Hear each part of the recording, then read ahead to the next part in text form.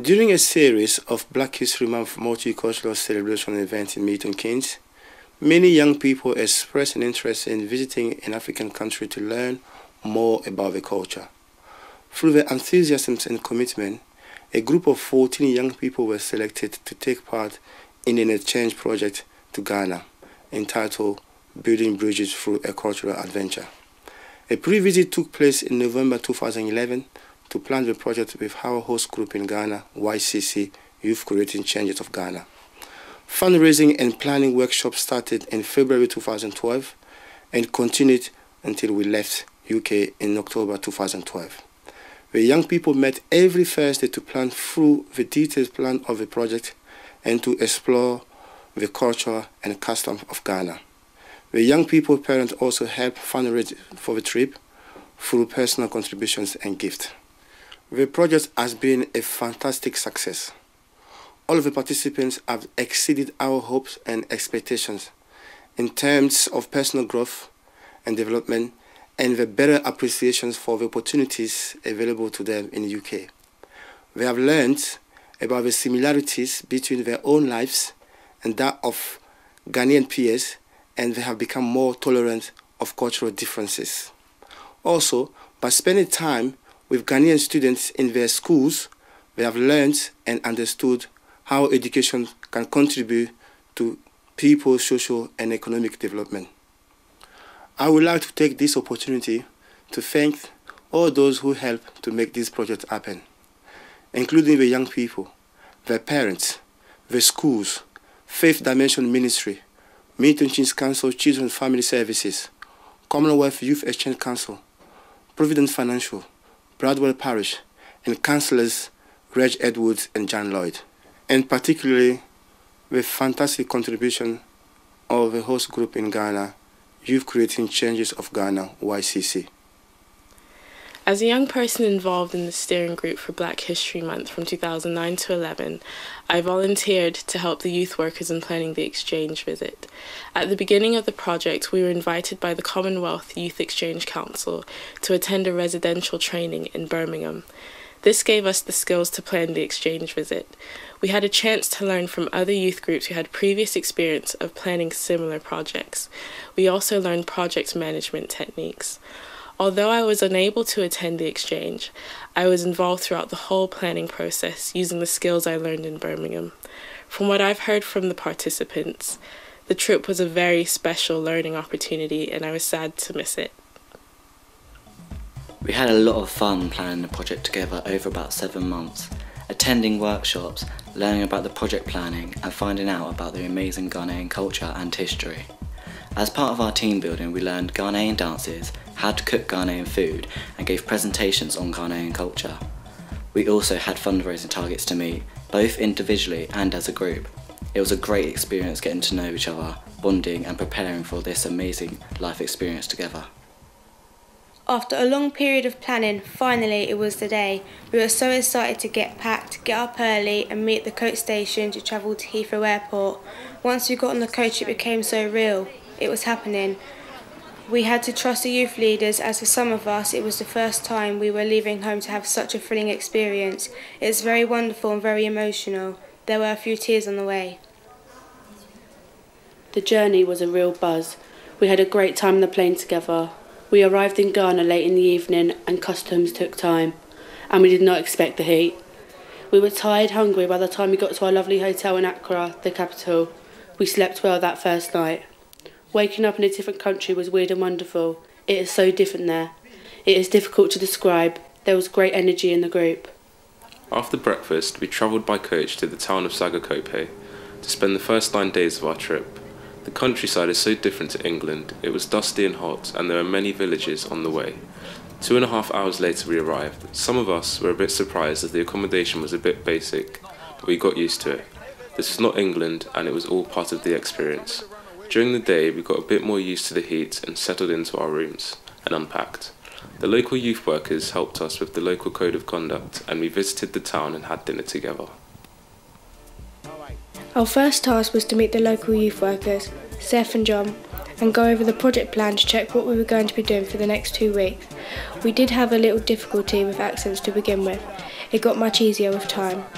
It was quite a relaxing day. We had a swim. It was so brilliant to finally see the people and places we have heard so much about. It was very colourful, vibrant, alive and busy. A significant part of the experience for our young people was the time spent in schools around Sogakope. We split into 3 groups, led by myself, Claret and Guy, and each group worked with a different school.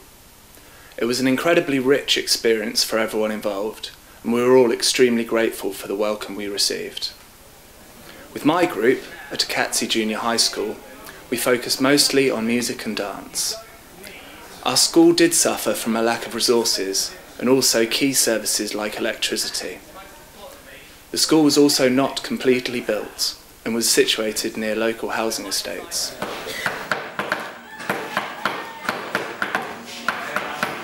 That table is a musical instrument. If I start going... Go on your left. Okay, and slightly clapping.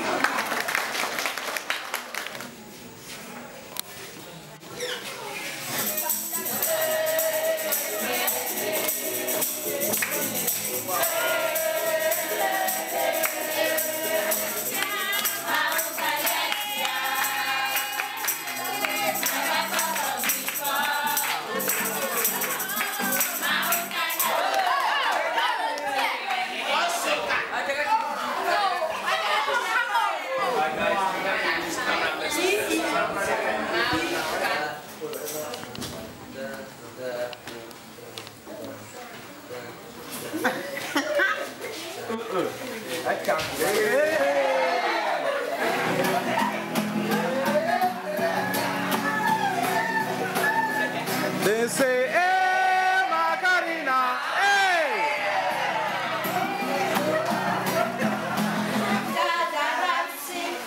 You are close to me, yet I did not know. The love that I said for many years was right beside me.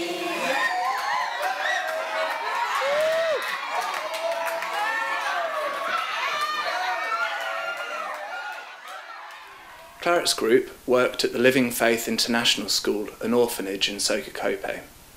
This was also quite a poor school, without all the resources it needed, yet it managed to have one of the highest performance rates in the country. Claret's group worked on various subjects, including law and mathematics, with their students.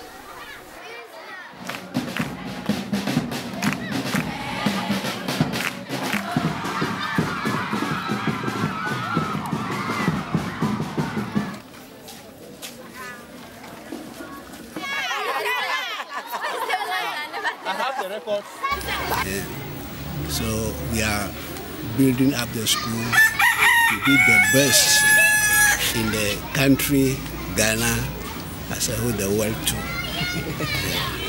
What drove you to become a head teacher? Okay, I was a retired teacher. Then the proprietor invited me to be the head of the school.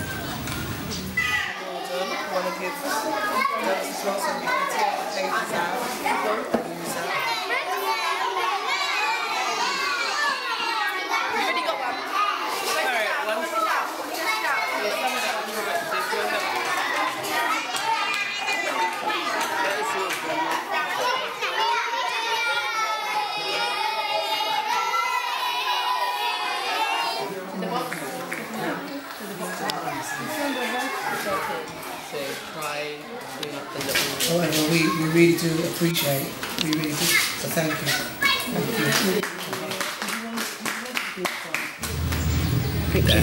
Thank you for visiting the school.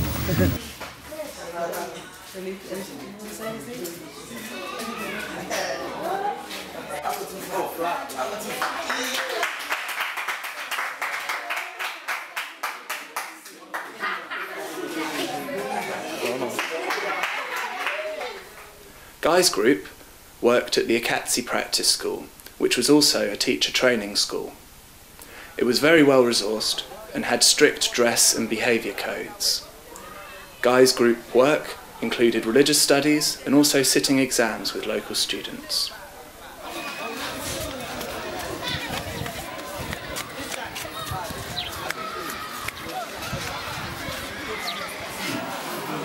in case you see the ICT where the full meaning, the I stand for information, the C stand for communication, and then the T stand for technology.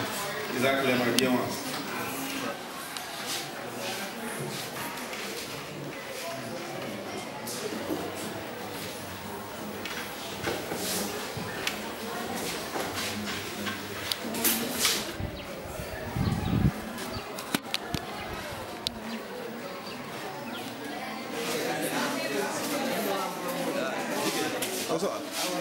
My boss.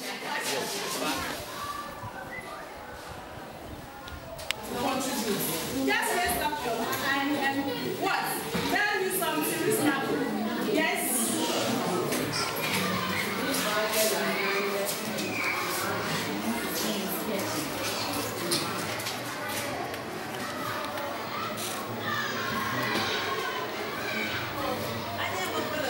Have you just took it? Have you took the picture? Chicken. To be honest, I was scared about flying so far away without my family, and also I wasn't sure if I'd be able to handle the heat and adjust to the food and the community.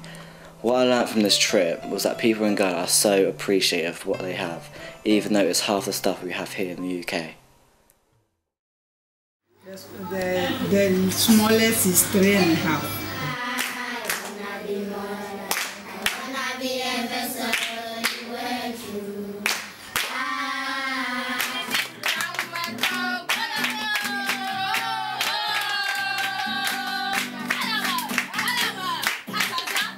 We let them go to the village where they are coming from. To experience how it is, they should not forget where they are coming from. Thank you. Thank you.